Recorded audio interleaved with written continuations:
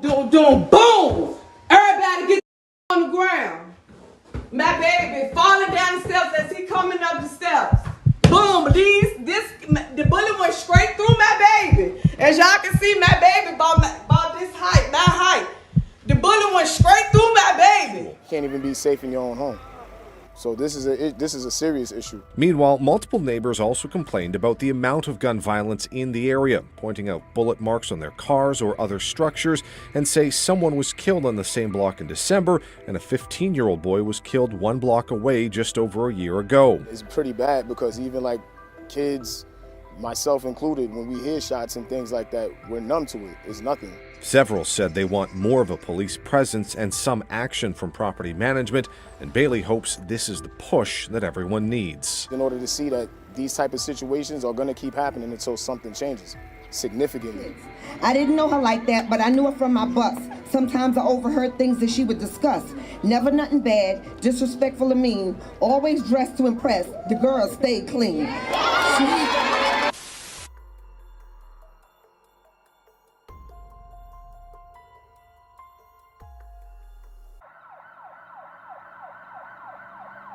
17-year-old Somaya Yellerdy, affectionately known as My to her family and friends, was a vibrant, loving, and outspoken young woman with a heart of gold. She had an unwavering work ethic and a genuine soul, always prioritizing her family and friends above all else. Somaya had an extraordinary ability to show up for those she loved, no matter the circumstances. Born on February 14, 2005, she was a beacon of light filled with promise and potential.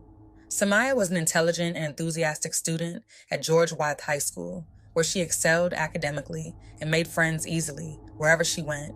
She was known for her infectious smile, immaculate sense of fashion, and kind heart. Her mother often remarked that Somaya was created out of love, a fitting description for someone born on Valentine's Day. Somaya dreamed of becoming a pediatrician, driven by her passion for working with children. Her love for kids was evident in everything she did, whether it was volunteering to babysit for others or simply engaging with younger children. This passion for caring and nurturing those around her was a hallmark of her character. Somaya also shared an incredibly close relationship with her mother, the two of them inseparable in their bond. Tragically, Somaya had lost her father, and she often paid tribute to him on her Facebook page, reflecting the love and respect she held for him. Like most teenagers, Somaya eagerly anticipated her 18th birthday, a milestone she had long awaited. She had dreams of celebrating that special day with those closest to her. Somaya went out to a party with a few of her close friends, enjoying herself like most teenagers do at that age. After a fun night, she returned home and settled into bed. She decided to record a video for her close friends, telling them about her night and how things had gone, and posted it online. Just moments later, however, she heard a loud noise coming from downstairs. Her aunt was about to get in the shower, so Somaya, feeling curious and concerned, decided to check what was going on. Tragically, that simple decision would lead to a series of events that would forever change her life. Just before 2:30 in the morning on April 10th, 2022, Richmond police responded to reports of a person shot at the 2200 block of Afton Avenue. Upon arrival, they found an unresponsive teenage girl at the bottom of the stairwell behind the door of an apartment. For this to happen right here, right next door, it's scary. It's very scary. William Bailey says in his 5 years in Richmond's Belmead neighborhood, gun violence is nothing new. But Sunday's shooting, quote, hits different. It's been a problem in the neighborhood, but this is like really, really close. This is close to home. As Bailey lives next door to where a teen girl was shot and killed early Sunday morning. Richmond police say they were called around 2:24 a.m. to the 2200 block of Afton Avenue. Inside a home, they found a girl who had been shot and was pronounced dead at the scene. Crime Insider sources say the victim was inside when someone fired at the home. There's no words to even express how they are feeling. One neighbor who didn't want to go on camera and asked their voice be changed said they'd also heard gunshots a few hours earlier in the night. They add their child knew the victim but hadn't broken the news to them yet. How do you even explain anything to someone that is like this? It's hard, especially when it's a kid. Now, because of the victim's age, police can't release her name under state law, while the family said they didn't want to speak with media. A spokesperson for Richmond Public Schools says the victim was a 17-year-old student at George Wythe High School. The victim was identified as 17-year-old Somaya Yellerdy, who was sadly pronounced dead at the scene after succumbing to multiple gunshot wounds. According to a witness, there were 3 people that broke into the apartment with firearms and ordered everyone to the ground, demanding money. One of the people shot Somaya while one was on the phone talking with someone outside and another stood watch at the door. An investigation into the case revealed a troubling background involving Somaya's mother, Akia. Akia had been in a relationship with a man named Mike. Initially, Mike and Akia were just casual acquaintances, but their bond eventually grew stronger and they became romantically involved. This caused tension with Mike's long-term partner, who was also his baby mama. When she discovered that Mike was now seeing Akia, she began harassing her as she felt betrayed by the situation. The harassment escalated with the baby mama following them when they returned from a burial, and a confrontation ensued. She accused Mike of punching her in the face and called the police, resulting in a police report being filed. In the following months, the situation worsened when Akia began working at True Art Transportation. The baby mama, upon learning where Akia worked, attempted to have her fired by spreading rumors about her substance use. She even went as far as stalking Akia at work. Realizing the situation was spiraling, Akia sought legal protection and filed for a restraining order, but her request was denied, as there was no direct contact or threat made by the baby mama. The harassment continued, and Akia felt increasingly unsafe. She made police reports and kept records of the harassment to build a case. However, Mike was unable to stop the stalking, and things escalated further. On February 1st, 2022, the situation took a violent turn when the baby mama fired shots at Akia's home. This led to her arrest, but after being held for 20 days, she was released. Once free, she filed new accusations against Akia, alleging that Akia had been doing the same things to her, though there was no substantial evidence to support her claims. Akia's life had been consumed by this troubling situation, and despite the ongoing challenges, she continued to fight for her safety and peace of mind. So we swept that under the rug. She kept following me, popping up at the job or whatever. Okay, let that go. So by this time, I'm trying to go get a protective order. I'm trying to go get a protective order. They denied it because she ain't say nothing to me personally. She ain't do nothing to me, so they denied it. But by this time, she got a job at my job to sabotage my job. She riding around in my parking lot. So we noticing these things. So I try to get a protective order so she can't come around me. They said she got that right. She can come when she want to come. Okay, let it go. They denied it. Akia's boyfriend's birthday was in April, and the couple had planned a special trip to New Orleans to celebrate. They were excited about the getaway. She was fortunate to have someone stay at her house with her children while she was away. However, a few days into the trip, Akia received devastating news. Someone had broken into her home. On Mike's birthday, just before 2:30 in the morning, intruders shattered a window at Akia's house while she was gone. Somaya, who was at home with her aunt, was in her room when the break-in occurred. They heard the loud noise and believed something in the house collapsed. As Somaya got up to investigate and walked toward the stairs, a man in a mask shot her before she could reach them. She stumbled and fell down the steps, succumbing to her injuries and passing away shortly after. The fact that they came through this window right here, this is the window that they bust. They didn't come through the door. They didn't shoot in the house. It wasn't no drive-by. It wasn't no shootout. They bust the window, climbed through the window, and maybe somebody opened the door for the other two. But for starters, they came through the window. They came through the window. Bam. Doom, boom. Everybody get the ground. My baby falling down the steps as he coming up the steps. Boom. The bullet went straight through my baby. As y'all can see, my baby about this height, my height. The bullet went straight through my baby. Through this wall. From downstairs, diagonal, boom. Went through this wall, went through my baby, went through this wall. Boom. Still diagonal. You can tell by the way this is going upwards.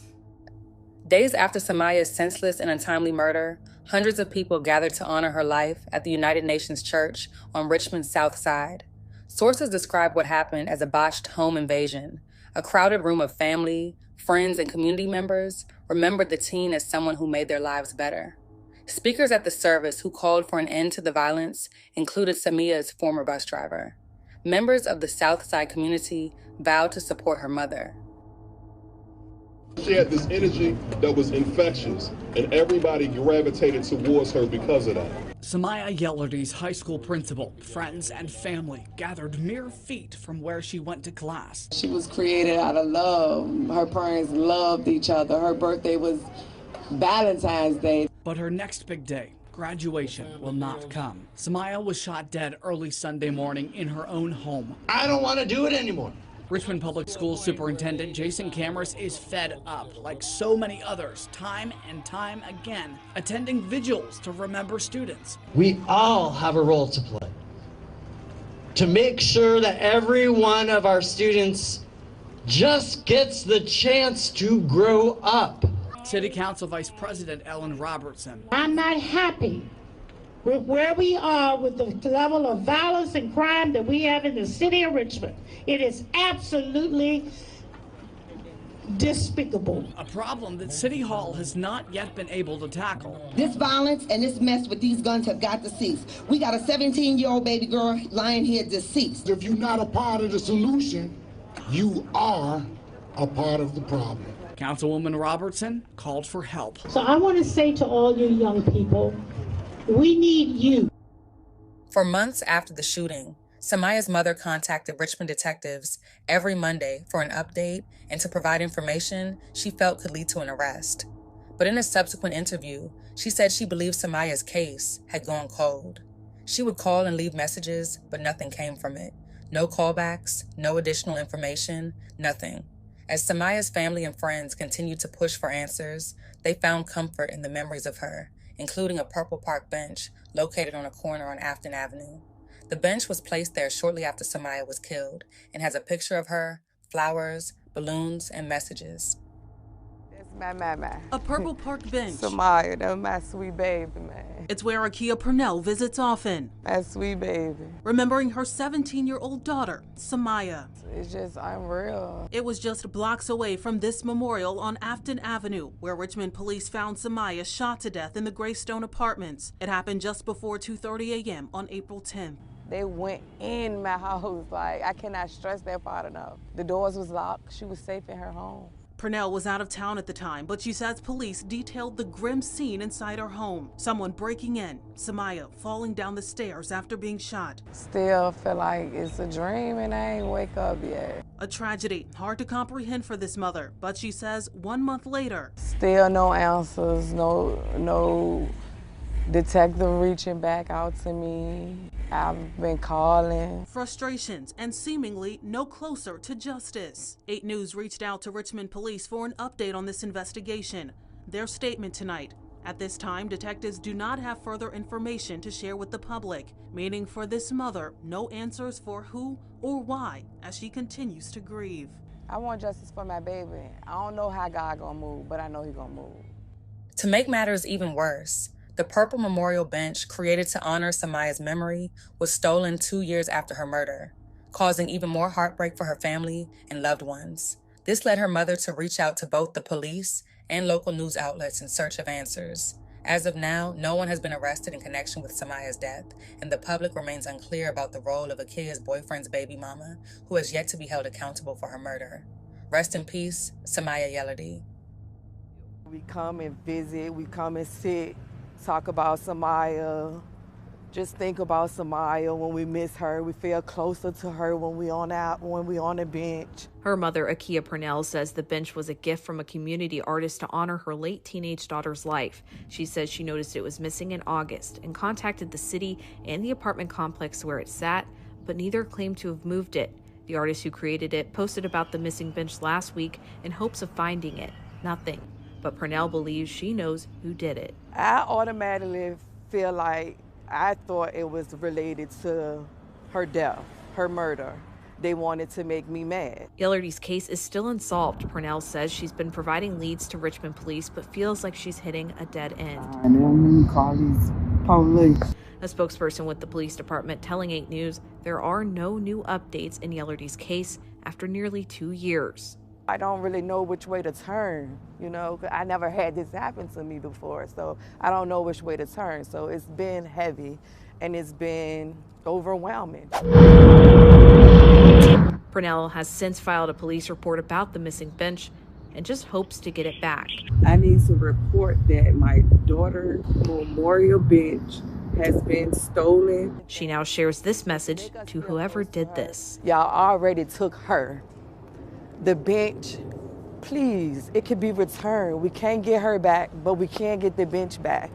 Please return my baby bench. I don't know facts, but I just predict who did it. We're going to dispatch an officer out to you, so do not disturb anything at the scene, and an officer will be dispatched. Nothing in this world that I can't get through, and I really mean that. Like, yeah, I'm hurt, I'm broken, but I'm going to get through it. And it's nothing, long as I got breath in my body, my baby know that.